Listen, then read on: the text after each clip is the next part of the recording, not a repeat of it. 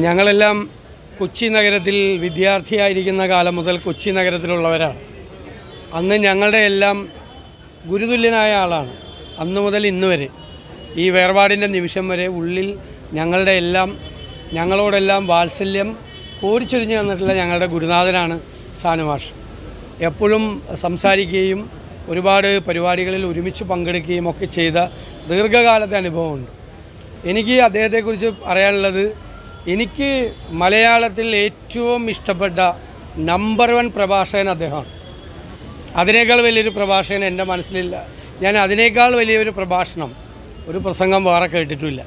അതിനേക്കാൾ ഞാൻ അദ്ദേഹത്തിൻ്റെ ഓരോ പ്രസംഗങ്ങളും കേട്ട് കഴിഞ്ഞിട്ട് നമ്മൾ ചെറുതായി പോകും. നമ്മളൊക്കെ എന്താണ് ഇത് സൗമ്യമായി അതിമനോഹരമായി തൻ്റെ ദീർഘകാലത്തെ പതിറ്റാണ്ടുകളുടെ വായനയിൽ നിന്ന് പെറുക്കിയെടുത്ത് ഒരു ഓർമ്മ പോലും തെറ്റാതെ, അതായത് ഈ അവസാന സമയത്ത് പോലും ഓർമ്മയ്ക്കൊരു പോറൽ പോലും ഏൽക്കാതെ വായിച്ചതെല്ലാം അതുപോലെ ഓർത്തിരുന്ന് അത് മനോഹരമായി അവതരിപ്പിക്കുന്ന ഇതിനേക്കാൾ വലിയൊരു പ്രഭാഷകനില്ല. ഞാൻ അദ്ദേഹത്തിൻ്റെ എല്ലാ പുസ്തകങ്ങളും വായിച്ചിട്ടുണ്ട്. ഞാൻ അവസാനമൊക്കെ ഇറങ്ങുന്ന പുസ്തകങ്ങൾ വായിച്ച് അദ്ദേഹത്തെ വിളിക്കുകയോ നേരിൽ കാണുകയോ ചെയ്യും. കർമ്മഗതിയെല്ലാം വായിച്ച് അദ്ദേഹത്തിൻ്റെ ജീവചരിത്രം, കൃഷ്ണൻ നായർ സാറ് അതിൻ്റെ അകത്ത് അവതാരിക എഴുതിയിരിക്കുന്നു.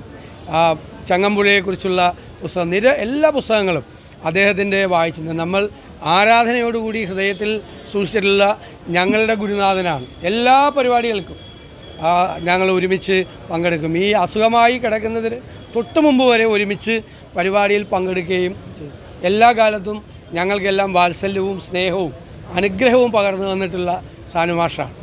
അദ്ദേഹത്തിന് പ്രായമൊക്കെ ആയി, ആരോഗ്യ പ്രശ്നങ്ങളൊക്കെ ഉണ്ടായി. പക്ഷേ നമുക്ക് വേർപാട് നമുക്ക് ഉൾക്കൊള്ളാൻ പറ്റാത്ത, വേറിട്ട് പോയി എന്ന് നമുക്ക് തോന്നാത്ത തരത്തിലുള്ള ഒരു സാമീപ്യമാണ് അദ്ദേഹം ഇത്രയും വർഷക്കാലം ഞങ്ങൾക്ക് തന്നത്.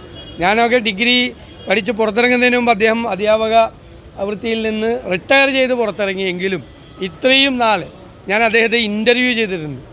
ഞാൻ ആ ഇൻ്റർവ്യൂ ഫേസ്ബുക്ക് പോസ്റ്റിലിട്ടപ്പോൾ അതിലിട്ട ഒരു കമൻറ്റ്, ഒരാളിട്ട കമൻറ്റ്, നിങ്ങൾ സംസാരിക്കാതിരിക്കുന്ന ഞാൻ ആദ്യമായിട്ടാണ് കേൾക്കുന്നത്. കാരണം ഞാൻ സംസാരിക്കുന്നില്ല. കാരണം അദ്ദേഹത്തിൽ നിന്നിങ്ങനെ ഓരോ ചോദ്യങ്ങൾ ചോദിക്കുമ്പോഴും ഒഴുകി ഇങ്ങനെ വരികയാണ്. അത് കേട്ട് ആ ഇൻ്റർവ്യൂവിൽ ഞാൻ സ്തബ്ധനായിരിക്കുകയാണ്. ഞാനൊരു പക്ഷേ ഇത്രയും കുറച്ച് സംസാരിച്ചൊരു ഇൻ്റർവ്യൂ ഉണ്ടാവില്ല, അദ്ദേഹവുമായി നടത്തിയ ഇൻ്റർവ്യൂ. അത് നമുക്ക് സാമ്യമില്ലാത്ത ഒരു ഗുരുനാഥനും അധ്യാപകനും പ്രഭാഷകനും എഴുത്തുകാരനും എല്ലാം ആണ് അദ്ദേഹം. ഞങ്ങൾക്ക് പ്രത്യേകിച്ച് കൊച്ചിയിലുള്ള ഞങ്ങൾക്കെല്ലാം, ഞങ്ങൾ ജനപ്രതിനിധികളായ എല്ലാവർക്കും ഞങ്ങൾക്ക് വല്ലാതെ